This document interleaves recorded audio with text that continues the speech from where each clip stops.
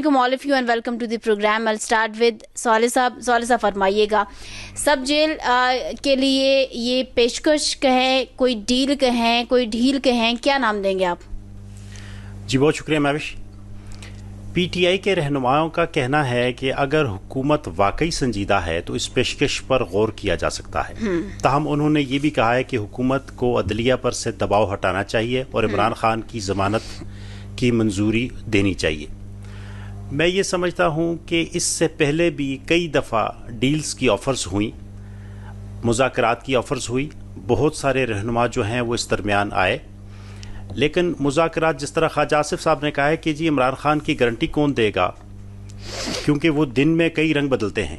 तो जो फुकदान है, जो डायलॉग का फुकदान है, जो गारंटर्स हैं उनका फुकदान है। इस वक्त बड़ों की बैठक जब भी होती है उसमें कोई ना कोई बायकाट हो जाता है और एक बार बार जाकर बानी पीटीआई से मशवरा किया जाता है, और जब वो वापस आते हैं तो जो भी जिन चीज़ों पे भी काम हुआ होता है, जिन SOPs को तय किया जाता है, वो बैकफुट पे चले जाते हैं और तमाम जो मुज़ाकरात हैं वो अपनी जगह पर रह जाते हैं। सालिह साहब, आपने गारंटी का जिक्र किया है, गारंटी किस चीज़ की?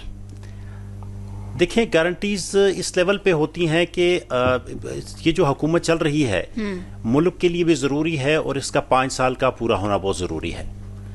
इस वक्त मुल्क मुतहम्मिल नहीं हो सकता, वो इसलिए कि बानी पीटीआई तो यही कह रहे हैं कि या तो नए इलेक्शन कराए जाएं या जो फॉर्म 47 और 45 है अदलिया उसके ऊपर एक्शन ले और उन हलकों को खोले।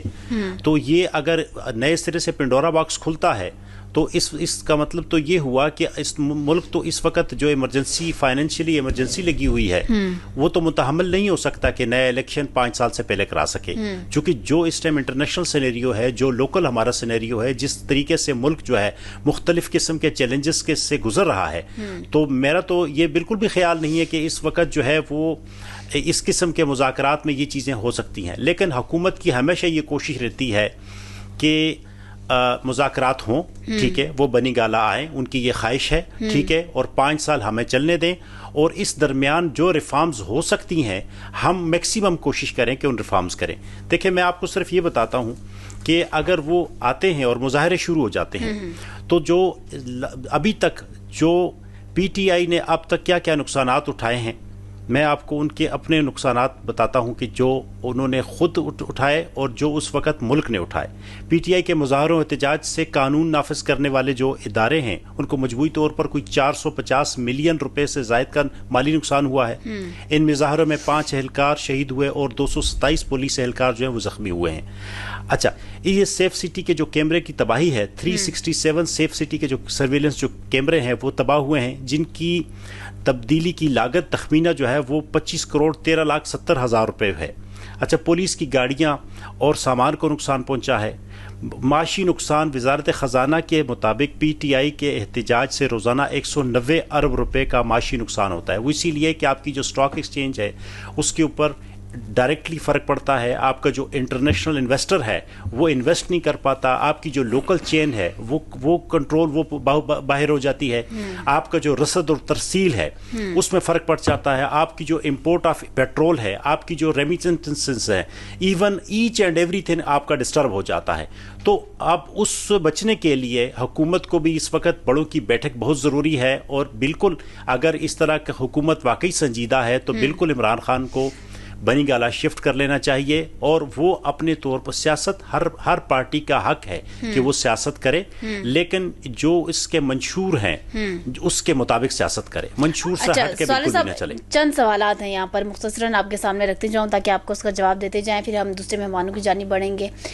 सब जेल के लिए जो उनकी रिहाइश गाह है बानी तहरीक इंसाफ की, उसका इंतखाब किया जाए, लेकिन ये भी तो बात है ना कि ये तो पहले भी जिक्र हुआ है, लेकिन बानी तहरीक इंसाफ ने मना किया है। उन्होंने कहा कि मैं कहीं नहीं जाऊँगा और आम कैदियों की तरह यहाँ पर कैद जो है वो अपना टाइम मुकम्मल करूँगा। अगर तो मैं वाकई आईन और कानून के मुताबिक अगर कोई मुजरिम हूँ तो फिर नहीं, ये तो इससे पहले भी होता रहा है। पाकिस्तान की तारीख है कि बहुत सारे सब जेल जो है ना, बहुत सारी जगहों को करार दिया जा चुका है। वो इसीलिए कि जेल में उनसे आम बंदे की जो मुलाकात है, जो आम बंदे की नहीं, जो उनके वर्कर्स हैं स्पेशली, या जो उनके पार्टी के जो रहनुमा हैं, उनकी मुलाकातें नहीं हो पा रही। ठीक है, आए रोज वहाँ पे जेल के इर्द गिर्द जो है वो घेरा पड़ा होता है। इसमें जनाब अली जो हुकूमत पंजाब है उसकी पेट्रोलिंग के ऊपर बहुत एक बड़ी ह्यूज किस्म का जो है वो उनको वहाँ पे खर्चा करना पड़ रहा है। यहाँ एटलीस्ट उनको अगर वो एक खास किस्म की सिक्योरिटी फराहम कर देंगे जिसमें उनके SOPs तय हो जाएंगे, तो मेरा नहीं ख्याल कि इसमें कोई इश्यूज होगा। लेकिन वो अच्छा, बानी की रजामंदी नहीं चाहिए होगी अगर वो मना कर दें कि मैं नहीं जाऊंगा, अगर ऐसी कोई डील आगे जाके अगर होती भी है, तो अगर वो मना कर दें तो क्या?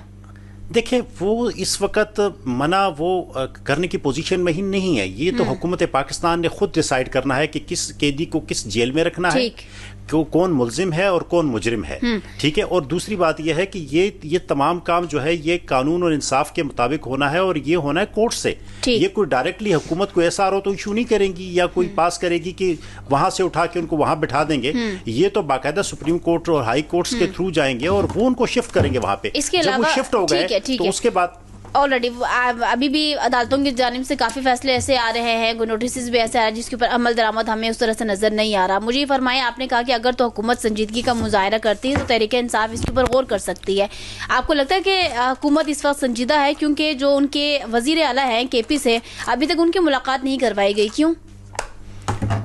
अच्छा, ये चूंकि एक सियासत हो रही है और इससे कोई भी पार्टी, कोई पूरा पाकिस्तान जो है वो इस टाइम पेन से गुजर रहा है। वो इसीलिए कि एक अहम सूबा है और उस सूबे की अहमियत इस वक्त सबको समझनी चाहिए। वजीर आला की इसमें कोई शक नहीं है कि कब तक मुलाकात नहीं कराई जाएगी। वो इसीलिए कि पार्टी जो है वो रन अभी तक भी बानी PTI के थ्रू हो रही है और ये उन्हीं का फैसला था कि वो अपने ही जो वजीर आला थे उनके खिलाफ अदम एतमाद जो है वो लाने की कोशिश कर रहे थे, लेकिन उन्होंने बिफोर टाइम उनको कहा और रिजाइन दे दिया और नए वजीर आला आ गए और 90 के 90 वोट, एक वोट भी नहीं टूटा, 90 के 90 वोट उनको मिले, पूरी भारी अक्सरियत के साथ वो आए।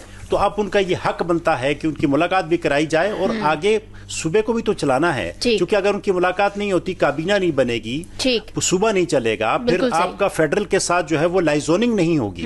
तो वो लाइजोनिंग के लिए बहुत जरूरी है कि सिस्टम को आगे चलने दिया जाए। ठीक हो गया। अशरफ साहब, बहुत शुक्रिया हमें वक्त देने के लिए। फरमाइएगा, सियासत के ऊपर